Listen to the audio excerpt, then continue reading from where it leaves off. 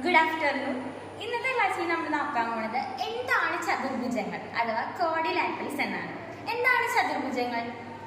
4 വശമുള്ള അടഞ്ഞ രൂപമാണ് ചതുർഭുജങ്ങൾ അഥവാ ക്ലോസ്ഡ് ഫിഗർ ആണ് ക്വാഡ്രിലാറ്ററൽസ് എന്ന് പറയുന്നത്. ഇനി പലതരത്തിലുള്ള ക്വാഡ്രിലാറ്ററൽസ് ഉണ്ട്. അപ്പോൾ വിവിധ തരത്തിലുള്ള ക്വാഡ്രിലാറ്ററൽസും അതിന്റെ പ്രത്യേകതകളും ഇനി നമുക്ക് നോക്കാം. നമ്മൾ ചതുർഭുജങ്ങളെ കുറിച്ചാണ് പഠിക്കുന്നത്. അപ്പൊ ആദ്യത്തെ ചതുർഭുജമായി വരുന്നത് ചതുരം അഥവാ റെക്ടാങ്കിൾ. അതിന്റെ പ്രത്യേകത എന്താണെന്ന് നോക്കാം. ചതുർഭുജത്തിന്റെ പ്രത്യേകത ഓപ്പോസിറ്റ് സൈഡ്സ് ആർ ഈക്വൽ. അതായത് എന്തായിരിക്കും? എതിർവശങ്ങൾ തുല്യമായിരിക്കും. അടുത്ത പ്രത്യേകത എന്താണ്? Opposite sides are parallel. അതായത് എതിർവശങ്ങൾ സമാന്തരമാണ്. ഇനി അതിന്റെ കോണുകളുടെ പ്രത്യേകത എന്താണ്? അതായത് ആംഗിൾസ് എല്ലാം റൈറ്റ് ആംഗിൾസ് ആണ്. അതായത് കോണുകളെല്ലാം മട്ടമാണ്. അതായത് കോണുകളെല്ലാം 90 ഡിഗ്രി ആയിരിക്കും. അപ്പൊ നമ്മൾ എന്ത് പഠിച്ചു? ചതുരം എന്താണെന്ന് പഠിച്ചു. അതിൽ നിന്ന് കുറച്ച് വ്യത്യാസമായിട്ടുള്ള ഒരു കാര്യമാണ് നമ്മൾ പഠിക്കാൻ വേണ്ടി പോകുന്നത്.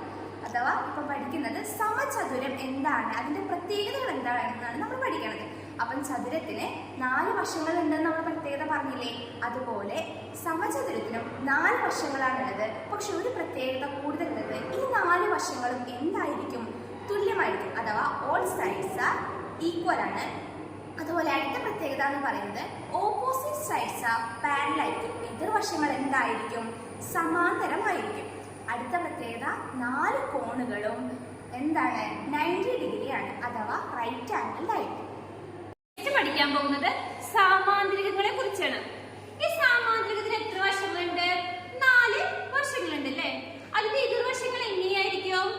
തുല്യം. അതേപോലെ എതിർവശങ്ങൾ സമാന്തരവുമാണെങ്കിൽ അതിനെന്ത് നമ്മൾ പറയും? സാമാന്തരികങ്ങൾ. 4 വശവും അതിന്റെ എതിർവശങ്ങൾ തുല്യവും എതിർവശങ്ങൾ സമാന്തരവുമാണെങ്കിൽ നമ്മൾ അതിനെ സാമാന്തരികം എന്ന് പറയും. സാമാന്തരികത്തെ കുറിച്ച് നമ്മൾ പഠിച്ചു. അപ്പൊ അടുത്തത് നമ്മൾ പഠിക്കാൻ പോകുന്നത് സമഭുജ സാമാന്തരികത്തെ കുറിച്ചാണ്. സാമാന്തരികത്തിൽ എന്തായിരുന്നു? എതിർവശങ്ങൾ സമാന്തരങ്ങളായിരുന്നു. ഇവിടെ വരുമ്പോൾ നമ്മുടെ 4 വശങ്ങളും എന്തായിരിക്കും? തുല്യമായിരിക്കും. അപ്പൊ 4 വശങ്ങളും തുല്യമായ ഒരു സാമാന്തരികത്തെ എന്ന് നമുക്ക് പറയാം സമഭുജം സാമാന്തരികം. അപ്പൊ അതിന്റെ എതിർവശങ്ങളുടെ പ്രത്യേകിച്ച് എന്താണ്? എതിർവശങ്ങൾ സമാന്തരമായിരിക്കും, 4 വശങ്ങളും തുല്യമായിരിക്കും. കോണുകളുടെ പ്രത്യേകതയോ? എതിർകോണുകൾ തുല്യമായിരിക്കും. അടുത്ത് നോക്കാൻ പോകുന്നത് ട്രപ്പീസിയത്തെ കുറിച്ചാണ്. ട്രപ്പീസിയം എന്താണ്? മലയാളത്തിൽ നമ്മൾ അതിനെ ലംബകം എന്നാണ് പറയുന്നത്. ഒരു ലംബകത്തില് അതിന് 4 വശങ്ങളുണ്ടല്ലോ. അതിനകത്ത് 2 വശങ്ങൾ എന്തായിരിക്കും? എപ്പോഴും സമാന്തരമായിരിക്കും. എന്നാൽ സമാന്തരമല്ലാത്ത 2 വശങ്ങൾ ഉണ്ടാവുമല്ലോ.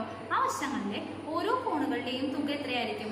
180 ഡിഗ്രി ആയിരിക്കും. അപ്പൊ എന്താണ്? ലംബകത്തില് 2 എതിർവശങ്ങൾ എന്തായിരിക്കും? എതിർവശങ്ങൾ സമാന്തരമായിരിക്കും. അതുപോലെ സമാന്തരമല്ലാത്ത വശങ്ങളിലെ ഓരോന്നിലെയും കോണുകളുടെ തുക എത്രയായിരിക്കും? 180 ഡിഗ്രി ആയിരിക്കും.